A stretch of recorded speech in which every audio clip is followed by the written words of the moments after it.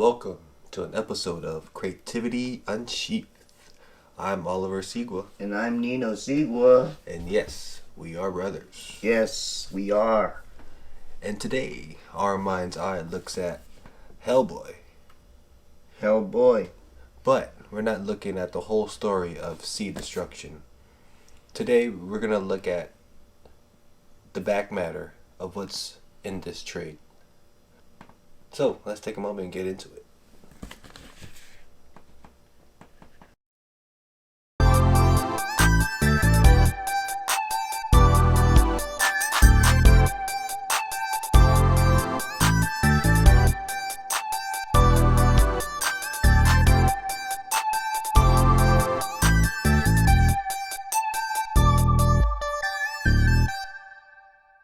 So this is the back matter of the trade paperback of Sea Destruction. Now what's pretty cool about this is that Mignola kind of reveals the early stages and early designs, and that's pretty gnarly looking of the origin process of what that looks like. And he didn't have a team name, which we all know as BPRD, but at the time of 1992-93, he had no clue, but just came up with the cool character designs. Initially, the team was called Hellboy, but then he didn't have no names, right? For the other characters? No names. No, I don't think he didn't come up with, Ape Sapien. Yeah. Liz. I don't think he came up with anybody. Not even BPRD. He just wanted that supporting cast. Yeah. And you can tell he didn't have his trench coat. Yeah, that's crazy. It's pretty cool. And then just seeing his evolution to a more free, expressive style of drawing. From his earlier stages at Marvel and DC of that strong rendery. Strong blacks. Yeah, definitely. And I don't know if he gets that from Bernie Wrightson, but I'm pretty sure it is. Could be wrong. I mean, that's another giant of a shoulder to be standing on. Okay, this drawing right here was done for a convention program book. And then he later added the name Hellboy last minute and he made it up and made him laugh. I mean, dude, how simple was Hellboy? Yeah, and then he said that name just stuck. Man, yeah, it's gnarly to think that, man, so simple of a name, Hellboy. Yeah, random, spontaneous, and yet look how it is. Look where it is today. Man, 93, or this one says 91. And then right here in 93. Which is the final form. That's fucking awesome. This is the first appearance of his trench coat. And by all means, he does look a lot better with it on. And this will be... in 93? 93, yeah. It really look good, just black and white by itself. I agree. We wanted to look at is these two short stories coming up. And these are only a 4-page story, and this was first published in the San Diego Comic-Con comic issue number 2, and it was just like a free giveaway. Whoever has original copy, I mean, it's like the first Hellboy of anything. Yeah. And then the second story was published in the Comics Buyer's Guide, another short story. And that one as well was a 4-page story. It just shows the power of what you can do in just 4 pages. And, it has a strong, beginning, middle, build up to your climax. and then you get the downfall of the main character, but then you get the rise in action for our hero Hellboy to win. And wow, so simple, right? And it's like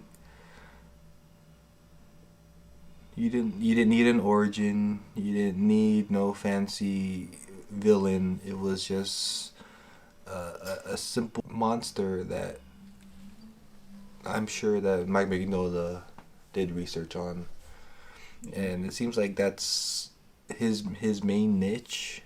You know, BPRD. I mean, of course, anything paranormal, supernatural, and that's Hellboy's game. And I'm sure Mike Mignola really does his reference and research on, you know, what other stuff that BPRD can hunt down. Mm. I mean, that's really cool.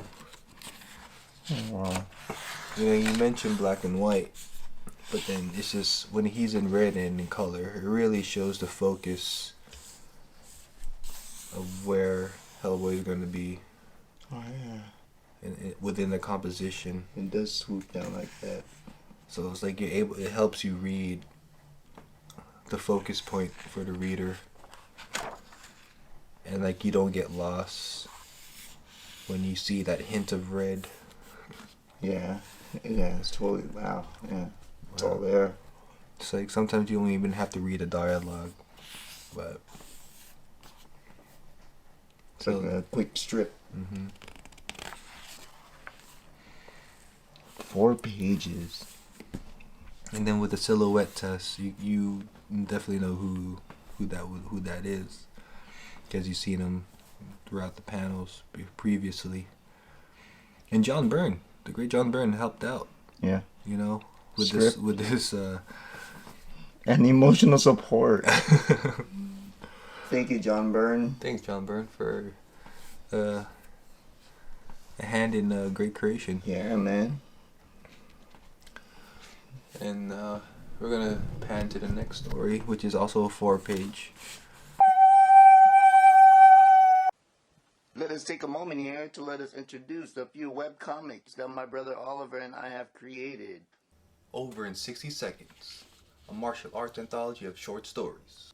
Flash Night Frights, a horror anthology of short stories such as A Heart to Heart with a Goblin. A Filipino mythical monster helps a guy get the woman of his dreams. A Howling Silhouette. A rider on the path of self-discovery stumbles upon the wild, unexpected change. Sucks to be you. 2 crooks plan to rob their neighbor but get more than they bargained for. Stole Ghost. A skeptic puts an urban legend to the test. Double Dare. A game of truth or dare ends with a paranormal twist. I Ponder a Monster. The negativity of peer pressure manifests in urban legend seem real. And The Absent. 4 best friends are up against a witch who's behind a mass kidnapping of children to complete a demonic army. The Absent is the biggest 93-page story we created as a brother duo so far. It was originally meant to be a 3-issue floppy, but the probabilities are still there. For now, they're all available to you in webcomic format for free. All you're spending is more precious time. Click the links in the description below and continue to help us do what we love. Second was published in the Comic Book Buyer's Guide. Well, it says 93 here when this came out. So, and this is he didn't have the trench coat in this. Yeah. So yeah, he definitely does look better with it on. And I wonder if Todd McFarlane got any ideas from this. So For Cyborg, yeah. The cybernetic gorilla. It really looks similar.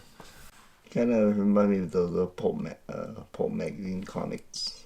Like this, like mad scientist labs.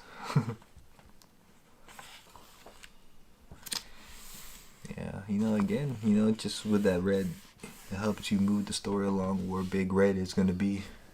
And no origin, just straight to the story. Yeah. Jump right in. Get you your action. Hellboy's here to save the damsel.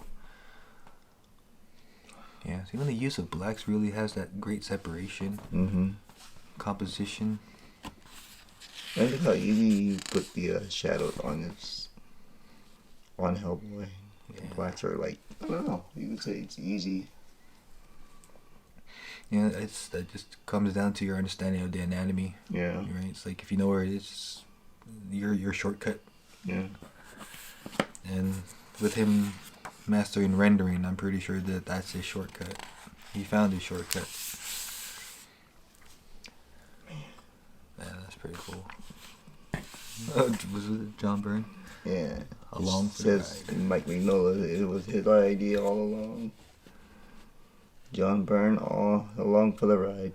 At least he admits it. Not taking any credit. 4-pager. That's awesome. Wow. It's really inspiring how like just something so small can turn into like a big franchise. Yeah, you know, two short stories, 4-pagers. Yeah, right. You know, and you know, for any of you comic book creators out there, you know, 4-page story, 5-page story is a great exercise. Yeah. For any kind of story. You know, you didn't have to think too much. You know, just the beginning, middle, and end. Act 1, Act 2, Act 3. You know, just hit those main beats, and you know, it'll help you down the road for those bigger projects. Yeah. Call them warm-ups, call them practice. Just have fun with it and just get your ideas out. Yeah, where you don't have to do too much character development. Just good, funny plot for a funny character that could lead to your own next big franchise. But be sure to be original. Oh yeah, definitely stay original. As much as possible. Yeah. I mean, originality leads up to greats like Simon Bisley, Mike Allred, Art Adams, Frank Miller, Fred Blanchard, and Gary Gianni, you know, contributing fan art to Hellboy. I mean, who knew that he had greats contributing to something so awesome? Bisley, who did some Lobo. Definitely. He's like, you can kind of tell right here with the smoking cigar. And just cigarette. his hair. Yeah. He wanted to incorporate that Lobo-esque. Totally Lobo. Yeah, it's awesome. You know, Mike Aldred, you know, throwing in some his creation, Batman. Their styles together work. Oh yeah. Open line, but yet the details is enough. They've done some collaborations at Dark Horse. I want to get those, and still haven't yet to find them in the wild. I like nice shadows. Yeah. It really sells. I was in the cave. Man. Art Adams, that's pretty cool. Man, it's tight details. It's tight. I like that. That's pretty good. Wow. You can see the textures from here at Blue Lagoon. Wow. Blue Lagoon. Black Lagoon, sorry. Oh man, it's nuts. Really gnarly. It's pretty good.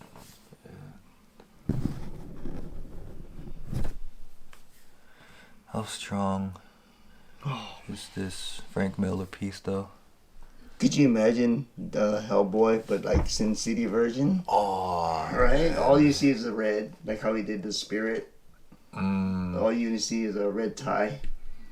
Man. But imagine Hellboy. Oh man, his tail in the night and like I don't know.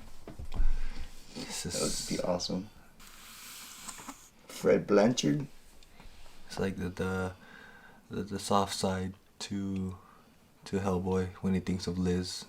Kind of almost look like it's a color pencil. It could Tantone. be a Tantone paper, right? Just to make it pop. Cool. It's a nice one right there. It's really cool. You know, it definitely has a Franklin Booth, Frazetta. and Wrightson. Bernie Wrightson feel to it. And you know, I don't know where Gianni falls within that that lineage, but you can see the inspiration. Almost kind of looks like it has like some Filipino inking. Oh man, Tony DeZuniga, Yeah. some Alfredo Alcala. Man, Oh, man, Alex Nino. Yeah, man. That was angry. It's really cool. It's awesome line art. I could look at it for a long time. And that's what we wanted to, show you today. And if you have this Trade. trade of Hellboy, Seed of Destruction. you can have your eyes look at the back matter of the book.